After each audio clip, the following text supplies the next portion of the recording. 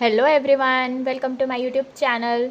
आज हम पढ़ेंगे previous year questions on the topic shear force and bending moment. So start करते हैं फर्स्ट क्वेश्चन से। This is asked in 2015। A rigid bar shown in figure is hinged at A, is supported by a rod at B, carries a load W at C। The resistive force in the rod is. हमको resistive force पूछा है, इस rod में क्या होगा। ये rod आपका B rod है। सबसे पहले हम इसका फ्री बॉडी डायग्राम बना लेंगे। यहाँ पे क्या फोर्स एक्ट करेगा, यहाँ पे अपवर्ड और यहाँ पे डाउनवर्ड। इस तरीके से ये फोर्स यहाँ पे एक्ट करेगा रॉड में, आर फोर्स। नाउ सिंस ये हिंज्ड पोर्शन है, सो मूवमेंट एट ए 0 हो जाएगा। So therefore taking movement at A equals to 0। Movement A में लेने के लिए हमारे पास यहाँ कितने फोर्सेस हैं, एक ये फोर्स है, एक ये है। So clockwise is equals to anti clockwise. So ये हो जाएगा W into L is equals to R into L/2। सो यहाँ से R की वैल्यू आ जाएगी 2W। सो रेजिस्टिव फोर्स जो रॉड में एक्ट करेगा वो है 2W। सो इसका करेक्ट आंसर है option number D. Next question, the bending moment at C for the beam shown in figure is. हमको बेंडिंग मोमेंट C में पूछा है, क्या होगा। इसके दो मेथड्स हैं। सी में बेंडिंग मोमेंट अगर हमको फाइंड करना है, हम लेफ्ट साइड से भी ले सकते हैं, राइट साइड से भी लेते हैं, या तो लेफ्ट साइड से या राइट साइड से लेते हैं जब भी हमको किसी भी पॉइंट में बेंडिंग मोमेंट फाइंड करना होता है। अगर हम इसको अकॉर्डिंग टू दिस फाइंड करेंगे लेफ्ट साइड या राइट साइड से, टेकिंग मोमेंट अबाउट दिस, यहाँ पे क्या फोर्स एक्ट कर रहा है, एक 1 किलो न्यूटन का और एक 2 किलो न्यूटन का, दोनों क्लॉकवाइज हैं।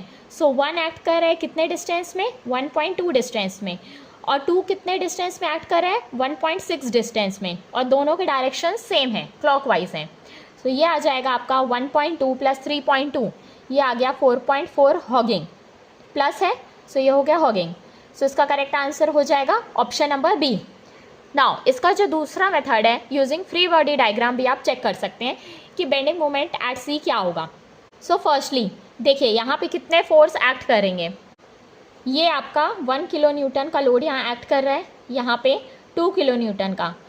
इस साइड में, इस सेक्शन ऑफ बीम में क्या एक्ट करेगा, इधर पे 1 किलो न्यूटन एक्ट करेगा, और ये डाउनवर्ड 2 किलो न्यूटन है, ये अपवर्ड 2 किलो न्यूटन हो जाएगा इक्विलिब्रियम कंडीशन से।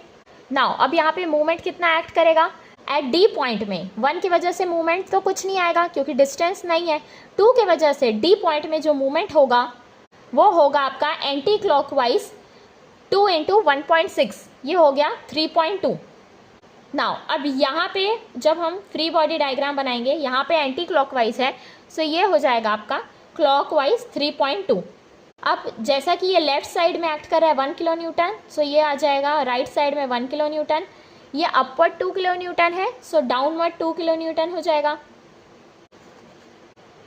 नाउ फिर जब हम सी पॉइंट की तरफ देखेंगे, यहाँ पे जब डाउनवर्ड एक्ट कर रहा है डी पॉइंट में 2 किलो न्यूटन, सी पॉइंट में अपवर्ड 2 किलो न्यूटन एक्ट करेगा, और हॉरिजॉन्टल फोर्स डी में राइट साइड में है, सी में क्या होगा, लेफ्ट साइड में हो जाएगा। ये हो गया 1 किलो न्यूटन। मूवमेंट यहाँ क्लॉकवाइज है, ये हो जाएगा एंटी क्लॉकवाइज। और यहाँ पे कौन कौन से मूवमेंट एक्ट करेंगे, एक 3.2 की वजह से और एक 1 की वजह से। 3.2 प्लस 1 इंटू 1.2, ये आ गया आपका 4.4 kilo newton metre. C point में जो बेंडिंग मोमेंट एक्ट करेगा वो है 4.4 किलो न्यूटन मीटर। इसका करेक्ट आंसर है ऑप्शन नंबर बी।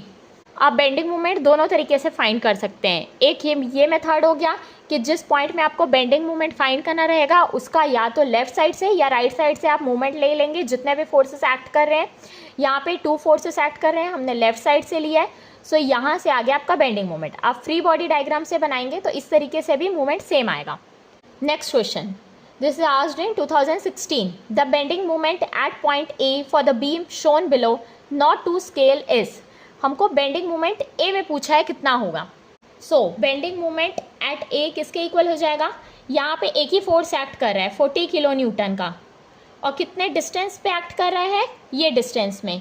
ये आपका जो भी डिस्टेंस हम लेते हैं मूवमेंट के लिए वो परपेंडिकुलर डिस्टेंस होता है। ये आपका फोर्स हो गया। इससे जो परपेंडिकुलर डिस्टेंस है वो ये हो जाएगा।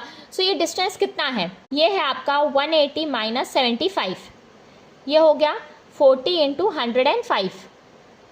This will come out to be 4200 kilo newton mm।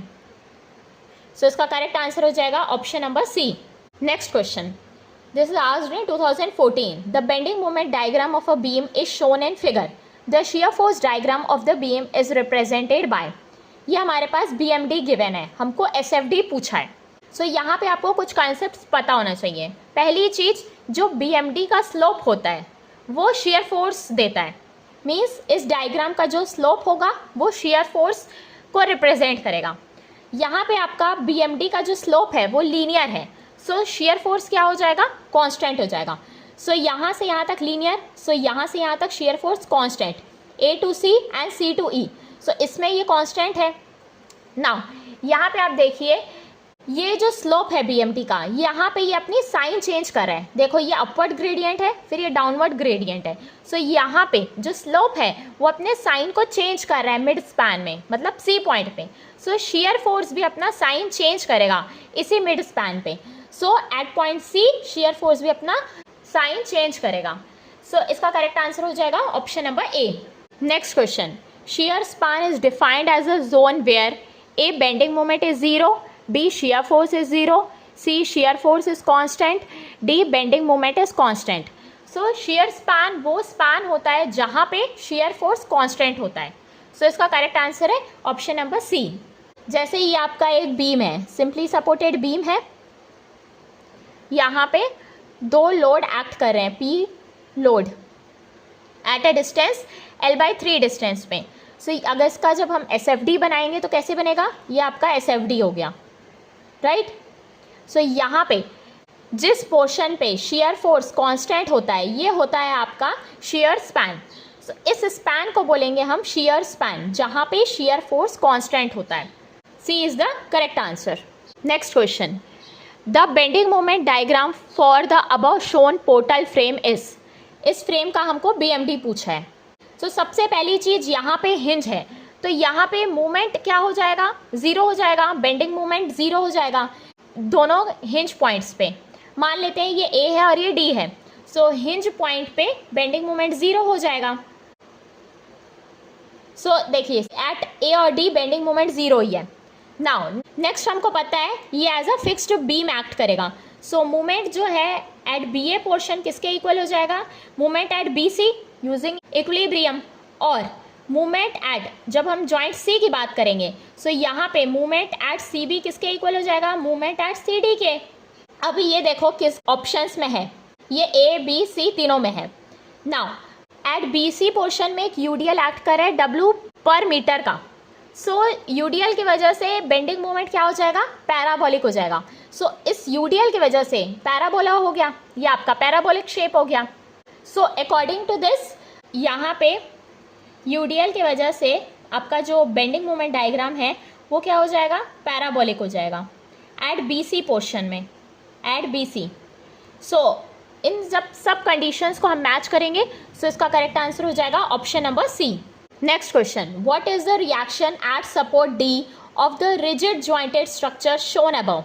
हमको D में क्या रिएक्शन एक्ट कर रहा है वो बताना है। रिएक्शन एट D पूछा है। सिंस यहाँ पे देखिए जो सपोर्ट A है वो हिंज है, so movement eight A zero हो जाएगा। ना मूवमेंट एट A जब हम ज़ीरो लेंगे तो यहाँ कितने फोर्स एक्ट करेंगे, दो फोर्स एक्ट कर रहे हैं, एक 20 का और एक रिएक्शन RD रोलर सपोर्ट की वजह से। सो ये हो जाएगा आपका RD इंटू परपेंडिकुलर डिस्टेंस 3 हो गया। ना ये 20 किलो न्यूटन है, इसका परपेंडिकुलर डिस्टेंस कितना है, 3 + 3, ये हो गया 6। सो यहाँ से RD आ जाएगा आपका 40 किलो न्यूटन। सो इसका करेक्ट आंसर हो जाएगा option number D। Next question, a simply supported beam AB of span L carries two concentrated loads W each at point L/3 from A and B. What is the shear force in the middle 1/3 portion of the beam? ये हमारे पास given है beam simply supported, span है L, ये to concentrated load acts कर रहे हैं L/3 distance से, A और B से। सो ये भी L/3 हो गया। ना हमको पूछा है शेयर फोर्स मिड 1/3 पोर्शन, जो ये पोर्शन है यहाँ पे शेयर फोर्स कितना होगा। सो इसका शेयर फोर्स डायग्राम बना लेंगे हम। सो यहाँ पे जो फोर्स एक्ट कर रहा है वो किसके इक्वल हो जाएगा, W के, using equilibrium. Summation F x zero और समेशन एफ वाई ज़ीरो ले लेंगे। सो यहाँ पे हॉरिजॉन्टल फोर्स तो है नहीं, तो वर्टिकल फोर्स यहाँ पे 2W एक्ट कर रहा है, सो यहाँ पे भी WW के फोर्सेस एक्ट करेंगे ना। यहाँ पे जब हम SFD बनाएंगे ये हो जाएगा आपका W या माइनस W, ये हो गया 0, ये आपका SFD हो गया। इस पोर्शन से जब शेयर फोर्स डायग्राम बनाएंगे ये हो जाएगा आपका। सो यहाँ पे देखिए जो शेयर फोर्स मिडिल 1/3 पोर्शन में है वो किसके इक्वल हो गया, 0 के। और अगर इसको आप ऐसे भी देख सकते हैं RA माइनस W, 1/3 पोर्शन में जब हमको शेयर फोर्स फाइंड करना है वो किसके इक्वल हो जाएगा, RA किसके इक्वल है, W के। सो ये हो जाएगा W माइनस W 0। सो शेयर फोर्स 1/3 पोर्शन जो बीच में पोर्शन है वो 0 के इक्वल होगा। So option D is the correct answer. Next question, what are the magnitude of horizontal and vertical support reactions respectively at support A of the frame shown above? इस frame में हमको पूछा है support reaction ए point पे कितना होगा, horizontal और vertical support reaction. So since ये हिंज है तो यहाँ पे हॉरिजॉन्टल और वर्टिकल दोनों एक्ट करेंगे, RA और HA एक्ट करेगा, राइट। नाउ इक्विलिब्रियम इक्वेशन हम यूज़ करेंगे हॉरिजॉन्टल फोर्स फाइंड करने के लिए, तो summation of horizontal force equals to 0, so HA is equals to 16 kilo newton आ जाएगा। जब हॉरिजॉन्टल रिएक्शन आपका इस तरह से एक्ट करेगा इस साइड में, इसके ऑपोजिट, सो ये हो गया equilibrium.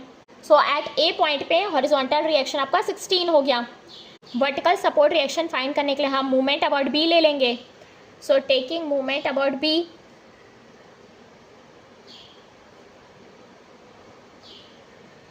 So clockwise force is equals to anti clockwise force.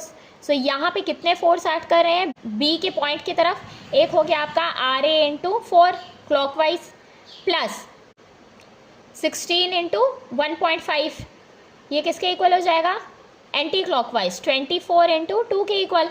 So यहाँ से RA की वैल्यू आ जाएगी 6 किलो न्यूटन। हमको पूछा है हॉरिजॉन्टल और वर्टिकल सपोर्ट रिएक्शन ए पॉइंट में क्या होगा, पहले हॉरिजॉन्टल फिर वर्टिकल। सो ये है आपका 16 और 6, सो इसका करेक्ट आंसर है option number A. Next question, a free body diagram of a body shows. Free body diagram हमको क्या दिखाता है, A a body isolated from all external effects without considering its own weight, B a body isolated from its surrounding and all external forces acting on it, C a body isolated from its surrounding and all external action on it, D a body isolated from its surrounding and all internal forces acting on it। So free body diagram वो होता है जब एक body को हम surrounding से अलग करते हैं और उसमें हम ये दिखाते हैं कि उसमें कितने एक्सटर्नल फोर्सेस एक्ट कर रहे हैं। जैसे मैंने अभी सेकेंड क्वेश्चन में फ्री बॉडी डायग्राम बनाया था रिएक्शंस फाइंड करने के लिए, उसमें हम क्या करते हैं बॉडी को सराउंडिंग से अलग करते हैं, फिर उसमें जितने भी एक्सटर्नल फोर्स एक्ट करते हैं उसको हम उसमें शो करते हैं। बॉडी को हम फ्री मानते हैं कि वो बॉडी फ्री है, देन उसके बाद जितना भी उसमें एक्सटर्नल फोर्सेस एक्ट कर रहे हैं हम उसमें वो दिखाते हैं। सो इसका करेक्ट आंसर है ऑप्शन नंबर बी। अगर आपको मेरा वीडियो पसंद आया सो प्लीज़ वीडियो को लाइक करें और मेरे चैनल को सब्सक्राइब करें। Thank you.